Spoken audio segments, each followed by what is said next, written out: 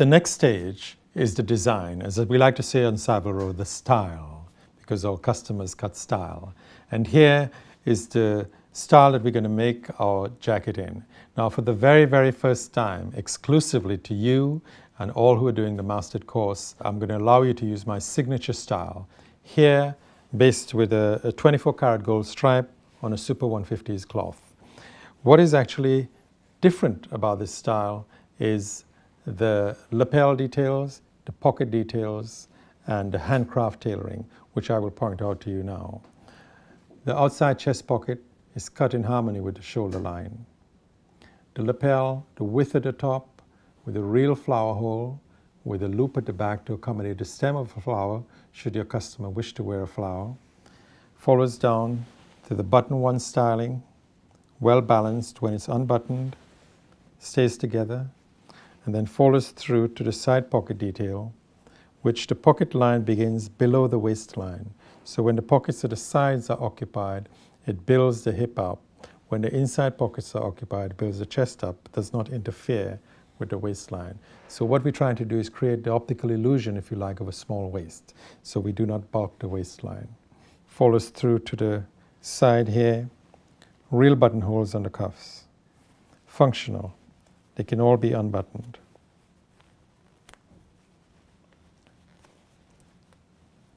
You can see here they're all real. We'll be making 5 button cuffs for our pure cashmere chalk stripe suit. The inside of the garment, you see a touch of fun, expressing a bit of personality here with the fancy lining, but the lining actually coordinates with the blue on the suit. 2 inside pockets. What we'll be doing in addition is giving you a ticket pocket on the left facing for business cards or mobile phone and so on. What you'll also observe is the hand stitches on the edge. We've done that on the seams. We've done it all the way through, also on the side, under the arm, the front, and importantly at the back of the sleeves. So we have style at the front of the garment and also at the back, because if I swivel this garment around, you will see that we've got 2 vents and the hand stitch follows through on the side and at the center back seam here.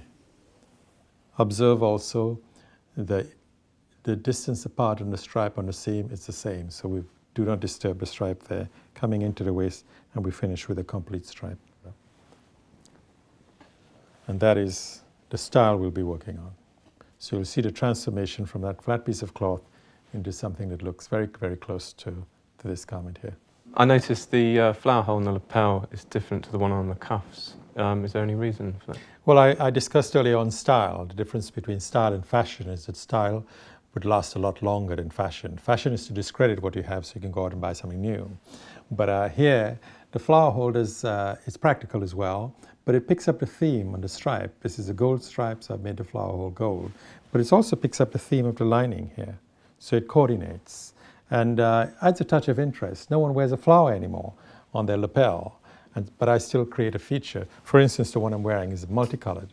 The buttonhole itself, or the flower hole if you like, looks like a flower, but it is actually a practical buttonhole. I noticed that the ticket and the flap are slightly different to your usual pockets. What's the reason behind that? Well, the usual pockets that you'll find with most other tailors, they're parallel. Here, I've created a feature here with the straight pocket that runs along the same line here, and the flap runs along the same line as the bottom. The shape runs along the same line as the fronts. Now here, but the pocket is angled, which runs along the line of the shoulders. So I'm mirroring the image of the shoulder lines and creating something that's subtly different from every other garment, so that it stands out in an interesting way, as opposed to being garish. I see the style is slightly different to your normal suit. How did you get to come to develop this to where it is now? Well, what you might say is a normal suit is what every other tailor does. What I do is different. I first developed this style a very, very long time ago, actually. It's around about 1977, when I entered a competition as a very, very young tailor competing against all the tailors in the land at the Merchant Tailors competition. I wanted to produce a suit that was different to everyone else's. And I wondered, how can I make it different? Because these are really fine tailors that's been doing tailoring a lot longer than I have been. And so I decided to take the conventional style and personalize it in a way that would make it outstanding in a very, very subtle way. And I did it with the outside chest pocket. I did it with the effect of the flaps. I changed the parallel lines, which everyone else does, and so that I'll make it interesting, so that it'll be observed, it'll be commented on. I started using a different color flower hole on the lapel, and then I extended it to the front and to the sleeves, but that's been copied quite a lot. And so what I decided to do more recently is to get a thread colored exclusively for myself, so I can make a flower hole like I'm wearing. It's actually very different. And so this is how I distinguish my style. I continue to innovative ways of making our style distinctive. And here I'm sharing with you all of the subtle changes I've made by transforming the conventional suit into something that's very, very personal. The next stage is to take you through the entire process of how to handcraft a garment that's going to look very much like this one. The finer points and the detail of high quality tailoring is very, very important to us. If you look at this, for instance, how we've matched the collar and the lapel, the peak, delta shape, our signature style, the pocket details straight, flap angled, pocket angled, flap straight and rounded to mirror the image of the front here. Cable stripe, cloth in pure cashmere. Here, real buttonholes, functional, that can be undone. But if you tilt this jacket around, you will see all our lines are matching, both vertical and horizontal. On the sleeves, you can see them coming together. At the side seam, you can see them all coming together to match up. In addition to all of that, we've got the top stitch. You can see little details of the hand stitches with the seam slightly raised. So we made a feature of the raised seam all the way through the side, sleeve, at the center back you can see the top stitches. And we've got a complete stripe at the broadest part of the back, and we mirror that with a complete stripe at the bottom, the hem here. So there's continuity in the styling, gives that V effect at the back. And if you tilt it round to the front, again we followed through with the theme of a real flower hole with a loop at the back to accommodate the stem. To add to the fun in having your own personally tailored garment is that you have a fancy lining. It's all an important part of expressing your individuality. Today, I'd like to speak about buttons. How, where, and why. How is how the buttons are sewn on, of course, where the buttons are positioned, and why they're positioned where they are. For instance, we have a single button sport jacket here, and the buttons that we sew on at the front is strategically placed on the waist, and it's placed on the natural waist. The natural waist is actually exactly the same position as the elbow. So you'll find the elbow line and the button on the waist is in the perfect position. And that gives you a much better balance to enhance the figure, to give the illusion on occasions of a smaller waist. And of course, in planning, when you lay your patterns on a check sports jacket, for instance, in planning the position of your buttons. This start in particular is very symmetrical design. But here I've introduced the outside ticket pocket on the left side as well as on the right side. And that is to make it, not only make it a little bit different, but make it interesting. What we've done here, instead of having the button position in the middle of the check, what we've got is two pink checks below the button position and two pink checks above the button position. So the idea is to create balance. Also, we have the right neck on the button, and the neck on the button is so that when the button is functional, it's buttoned up, you do not gape at the buttonhole. Also, we have under the lapel and under the collar, we've got buttons. On a cold day, for instance, you can actually draw in your lapel and button up like this, and on the collar, we can do the same. Inside, we've got, or under the collar, we've got this beautiful multicolored cross stitches, which on occasions will be seen On a cold day, for instance, you can see there are buttons under the collar. We've got a pink one here, we've got a different color button here to coordinate with the overall colors, and we have buttons on the cuff, all functional and different colors here to show.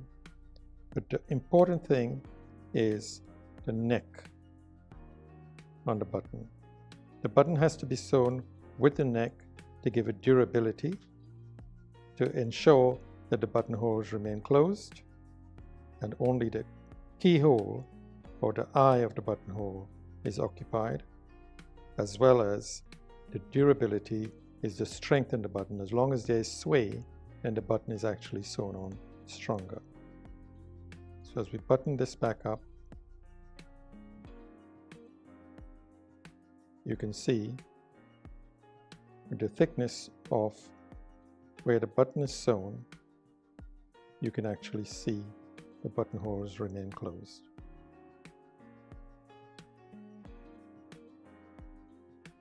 Now, let me show you how I attached the button. So what we'll be doing here is actually sewing a button with the shank. The thickness that we have here, we'll start with approximately 1/4 inch or 5 millimeters.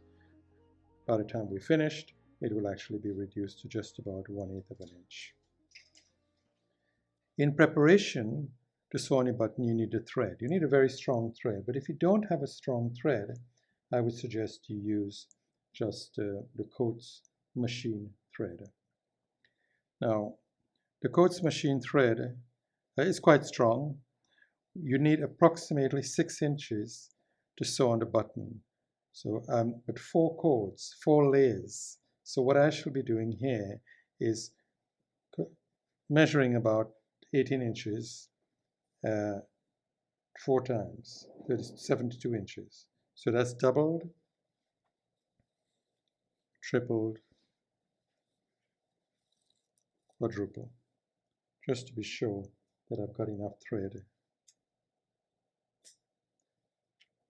The stronger thread is usually a nylon thread, but I'm avoiding using a nylon thread. In this instance, I'm using a cotton, because most of you, I think, would have a cotton thread for your machine. So double layer. You would need, of course, a needle with a large enough eye so that when you thread the needle, you won't have an issue of struggling.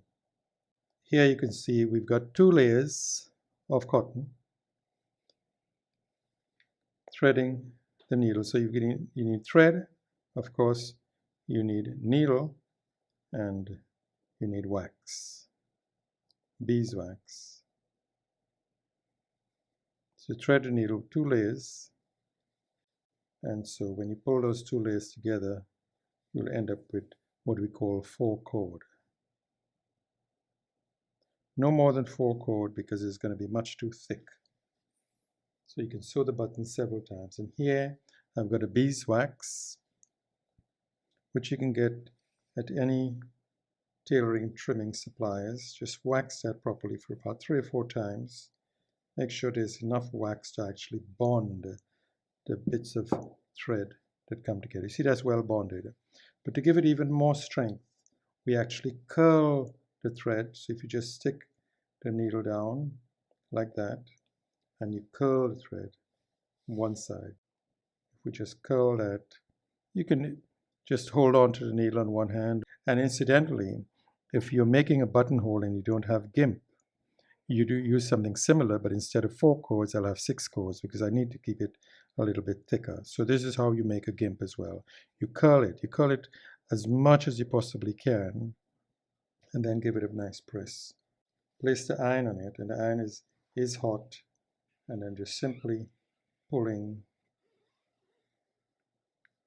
the thread through.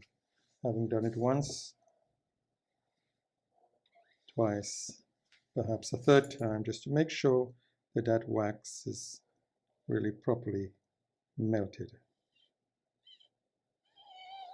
So here you can see I've left the wax on this pad here, and you can see quite clearly how and where the wax have actually stained the cloth. Now that's okay with this pad, so that's not a problem. Now some tailors actually wipe the wax away, and I don't think that's enough. It needs to be pressed. You can see how the cloth is stained here. You don't want that to happen on your jacket. Uh, this is a tweed, it won't show that much, but in most cloths, plain cloths, it would actually show. Now I'm going to sew the button on. I've already marked the button position. We got our button here. Now this is a button with 4 holes. Most buttons, they've got 4 holes. You've got only one supplier does the 2-hole horn button. We've got 4 holes. And usually, it's my thing that I've got a check jacket, multicolored check. I'm going to sew the buttons with a cross. Most times I actually sew with a parallel line because some customers, depending on their religion, believe it or not, they don't like a cross on their button. They prefer parallel lines on the button. So I would recommend you sew your buttons on parallel as a standard, and for exceptional cases, you sew with a cross. First of all, I don't usually put a knot in the thread, but I hide the ends in between the layers. So you can't see anything on this side or there, but in between, the thread will be hidden. And just to create a foundation, I just sew through once, so I've got that foundation. Tuck the needle into the hole and onto the opposite side, like this. Here, the distance apart that you've got the holes is the distance apart you're actually going to be sticking the needle through. And I prefer to sew all the way through because in the middle of the facing and the outside, I've got a layer of body canvas. And I want to have a very strong button. You know, I said before, strength and sway are important. So the sway is the movement of the shank, and here the strength is that sticking the needle in the same width, but as we stick that needle in, I'm actually going to be sticking it on an angle. And the reason for an angle is that I want to show less of the thread on the inside.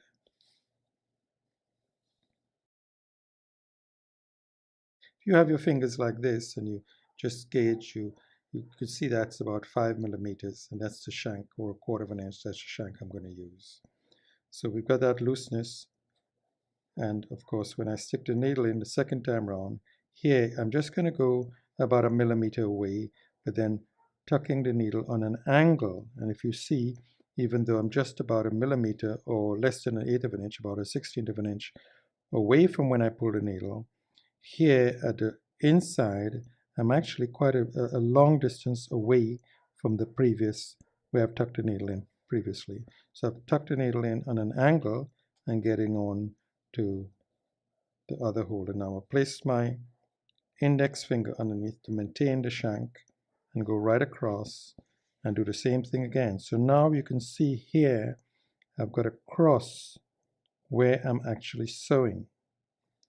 If you look here, you'll see a cross where the first stitch and then the second stitch, you've got 4 separate layers there. And now I'm pulling there. And this is where the shank starts at just about 1/4 of an inch.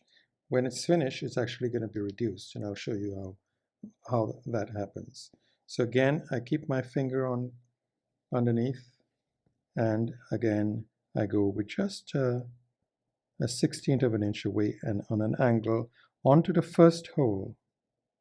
So now we're crossing over onto the first hole and onto the second hole, again on an angle. So you can see clearly where the needle comes from one direction and goes to the opposite direction.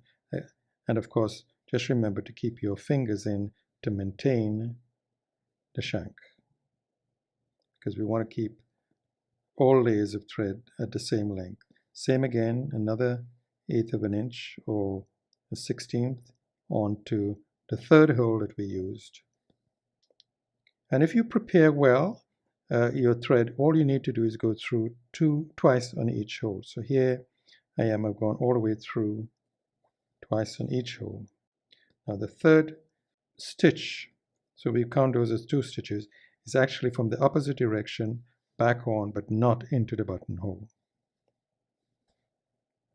And you just hold on to the button there. Try and ideally have the cross in the same direction as the checks on your jacket, and you curl around. And curl around, I'm actually pulling this really, really tightly. And that is what actually reduces the height of the shank. Now we'll find, and then you tuck the needle all the way through, you would find that extra, that width of shank that you've got. I mean, this button's got a lot of sway. That width of shank that you've got actually would be enough to accommodate the thickness of the buttonhole side. And when the button is buttoned, you won't get the buttonhole gaping. Now that we've done that, in an effort to not to have too much of the thread showing, again, approximately a 1/16 of an inch, you go away from where you started sewing. So you've got the end of the thread hidden away in between, and you can just give yourself a second chance to ensure that that thread doesn't pull out. So I avoid using knots, but what I want is neatness on both inside and outside. I need strength, and I need a certain amount of sway. As long as this button can move, it'll stay there stronger.